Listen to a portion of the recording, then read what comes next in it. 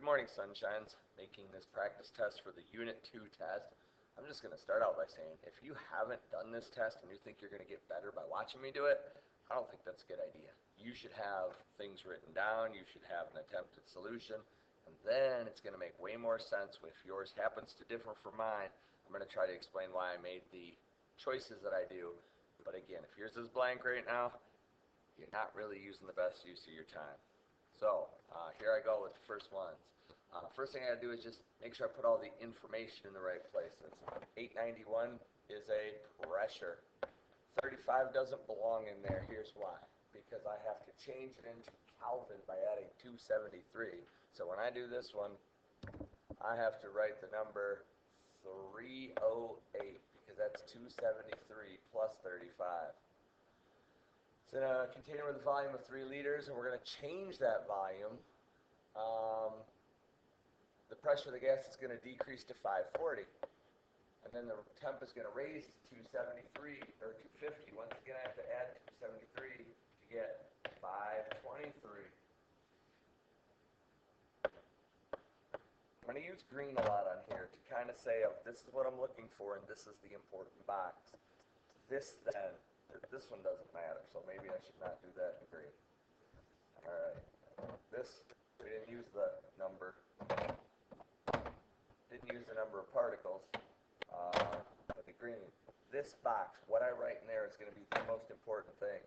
I'm going to have 2 arrows in there. Here's why, because there's 1, 2 parameters that actually changed. How did they change? The pressure went down, 891 to 540. The temp went up, 308 to 523. Next question is, how does changing those things affect what's going on? And I'm going to put arrows into that green box. So let me check how pressure is related to volume. That's the only one that's opposite. That's the only one that's inversely proportional. If pressure goes up, the volume will go down. So I'm going to, since the pressure went down, it's the opposite, the volume will go up. And I'm going to put a little P, because it's the pressure that's causing it to go up. Now when I check the temperature goes up. Temperature and volume, looking over here, temperature and volume are directly proportional as long as they're in Kelvin. If one goes up, the other goes up. If one goes down, the other goes down. So this also makes it go up due to the temperature. These 2 arrows that I put in there are going to help me set up the entire mathematical equation. I had 3 liters to begin with, and I need to know how many liters it's going to be after less pressure and more temp. So there's going to be 2 parameters changing, so I need 2 fractions. Those fractions are going to be made with these numbers. Both of these sets of numbers are going to go into a fraction. Both of these sets of numbers have to make the volume go up. So on both of these, I have to put the biggest number of those on the top. So I'm going to put 891 on top of 540, because that will, when I multiply that out, will make it bigger. I'm going to put the 523 on top of 308. And then when I put those all into my calculator, I'm going to do 3 times 891 times 523 divided by 540 divided by 308. And we have to press equal until the very end, and I'll get 8.4 liters. Once again, I'm still going to stress that green thing, but I'm doing it slightly different. Maybe this will click with you. I have 15 liters. I have a negative 70 Celsius, so I'm going to take 70 with a negative sign and add 273. Every time I have to change Celsius to Kelvin, and I'm going to get 203 as my original temp. 880 milligrams of mercury is a way of expressing pressure. It will be the new pressure. That's what they're asking me about. So this box down here is going to be the most important one. It will be the new pressure if the temp is raised to 150 Celsius. Once again, I have to add 273 to get 423. And the volume expands to 35 liters. So apparently I'm not using the ends. Don't have to cross them off, but I won't need those. So let me start setting up the math. I'm going to start with the pressure that we started with, because I want to know the new pressure. It's 880 kPa. I know there's going to be 2 fractions, because there's 2 parameters that changed. And I go through the process. What happened to the temperature? It went up. How does temperature affect pressure? Let me go check. Pressure and temperature are directly proportional. If one goes up, the other goes up. If one goes down, the other goes down. All of them are direct except for pressure and volume. So if temperature makes that go up, then that's going to cause the pressure to go up because of the temperature. Why don't I just go over and add that to my fraction right now? This arrow is telling me, hey, put the big number for temperature on top. 423 over 203. What about the volume? Volume increased. What is increasing volume due to pressure? This is the weird one. If pressure goes up, volume goes down. If pressure goes down, volume goes up. Those are the ones that are opposites, or inversely proportional. So if pressure went up, if volume's up, pressure goes down, and that's due to the volume. And so that means the big number goes on the bottom. That arrow is telling me, so 35 goes on the bottom and 15 goes on the top. When I multiply that all, I'm going to get 786 millimeters of mercury. How do I know it's millimeters of mercury? The original pressure was millimeters of mercury, so this one. So I kind of goofed up right here. Millimeters of mercury. Next one is a given mass of air has volume of 7 liters. Okay, that's volume. It's at 150 kPa and a temp of 39. Can't write 39, just keep doing it. 312 when I add those together. 312, 273 plus 39 is 312. What will be the new temp? I'm getting out my green. This is what they want to know. This box is going to dictate how I set up the math. If the gas is allowed to expand to 30 liters and the pressure drops to standard pressure. I don't have to remember standard pressure, but what I have to do is check this. What unit were they in? kPa. Go to the board where all the information is. Standard, temperature, and pressure. Well, pressure can be told a lot of different ways, and the one that I'm after is the one that is kPa, so 101.3. So I'm going to put 101.3 right there. Here's my line of questioning. Of course, this didn't get used again. Here's my line of questioning. How did the pressure change? It went down. What does change in the pressure do to the temperature? Let me go check. Pressure and temp, yep, they're here. They are directly proportional. If one goes up, the other goes up. The only ones that aren't direct are pressure and volume. So, if the pressure went down, the temp will go down because of the pressure. About the volume. The volume goes up. What does volume do to the temperature? How are volume and temperature related? Hey, it says so right over here again. And erase this and kind of, that's a good highlighter. Temperature and volume. If one goes up, the other goes up. If one goes down, the other goes down. So, temperature and volume. Which one am I even on? Okay, I'm looking to try to put another arrow into this box. That box is going to have 2 arrows. How do I know? Because 2 parameters change. So if the volume increased, the temperature also increases as a result of that. As a result of that volume change. Setting up the math goes like this. Since I started with 312, that was a temperature that was in Celsius, degrees Celsius. I'm going to have 2 fractions. One of the fractions has to make it smaller. The pressure has to make it get smaller. So put the big number on the bottom and the little number on top, because when you multiply, that'll make that number smaller. The other one, the volume one, has to make it bigger, so put the big number on top. It's almost as if you could look at these arrows, and they just simply tell you where to put the big number for that parameter.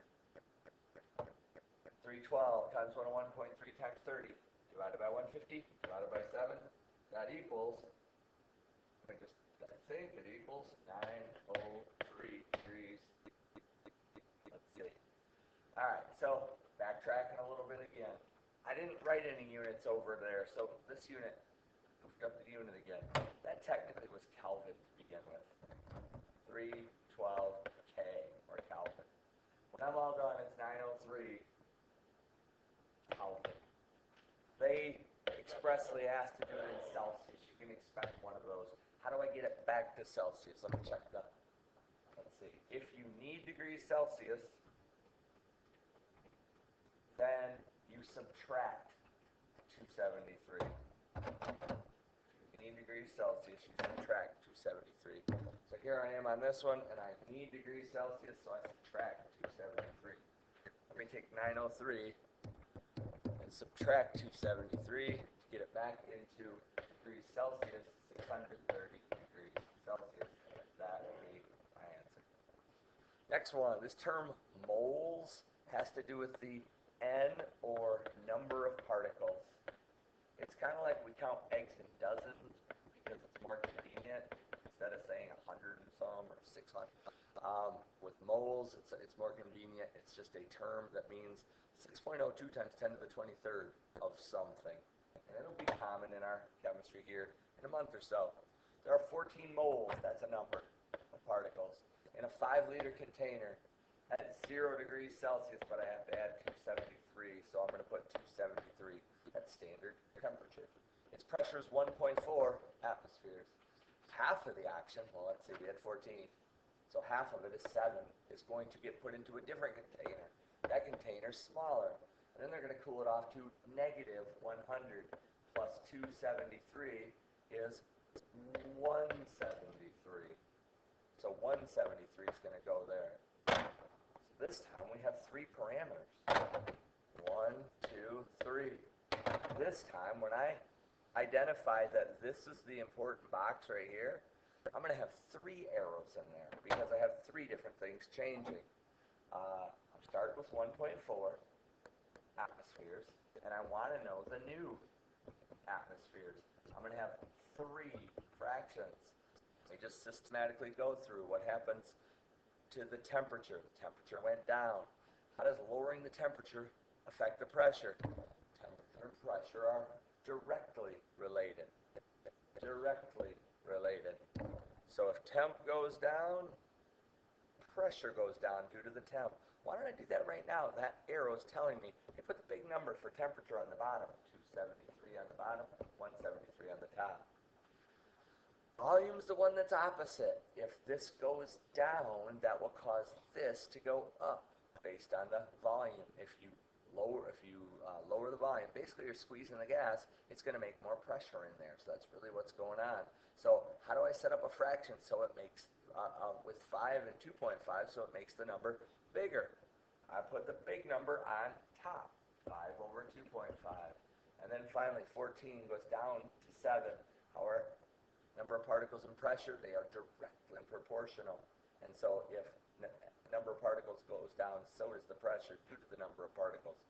This tells me to put the big number on the bottom, 14 on the bottom, 7 here. And so when I get that all in there and crunch those numbers and I multiply all the numbers on the top, I'll do that for this one. 1.4 times 173 times 5 times 7. And now I don't even have to press equal or anything. I guess I could, but I'm just going to divide by 273. Also divide by 2.5 because it's on the bottom. Also divide by 14 because it's on the bottom. And I'm going to get 0.88 or 0.9, 0.9-ish atmospheres. If you had 0.89 atmospheres, I'm agreeing that's the same thing. I'm not marking that wrong. And the last one, sample of gas occupies 415 milliliters. I don't need to change that. There's no reason to change that to liters or anything. Someone asked me that. 415 is a valid volume. Celsius I need to change because the math doesn't work in Celsius. It's based on waters freezing and boiling. It's not based on the idea that 0 actually means 0 of something. So I got to add 273 to make it Kelvin. Kelvin is based on the idea that when we say 0 Kelvin, it can't get any colder because the particles stop moving. So I'm getting a 473 for an initial temp. That's Kelvin. The initial pressure is 942 millimeters of mercury. Find the volume at standard temperature. At standard pressure, that's called STP. I think I saw that over here. Standard temp is 0 degrees Kelvin. Standard pressure is any of those, except I can't just choose any of them. Let me go and put the 273 there, and I'll come back. 273 is the new temp, but the new pressure is one of those standards. Which one do we choose? It's no choice. Right here tells us that it's in millimeters of mercury, so we need to stay consistent. I'll go get the one that's millimeters of mercury. There it is. It's 760 millimeters of mercury. 760 millimeters of mercury was our new pressure. Once again, it doesn't look like our number of particles changed. That stayed constant. So my green boxes are these two. This is the one that's going to dictate how I set it up. Starting out with 415 milliliters. I'm going to have 1, 2 fractions. The pressure went down. That makes the volume go up due to the pressure. That means the big number for pressure goes on top and the little number goes on the bottom. The temp also went down, which actually causes the volume to go down. Those are directly proportional due to the temperature. So that's telling me to put the big number for temperature on the bottom. 473 goes down here. 273 goes up here. When I crunch those numbers, I got 297 milliliters. Some people ask me, Mr. K, do we have to have all these arrows? No, you don't have to have all those arrows. As long as you show your work, label your units, I don't mind if you know how to set them up. I think the arrows make a nice, easy way to help set it up.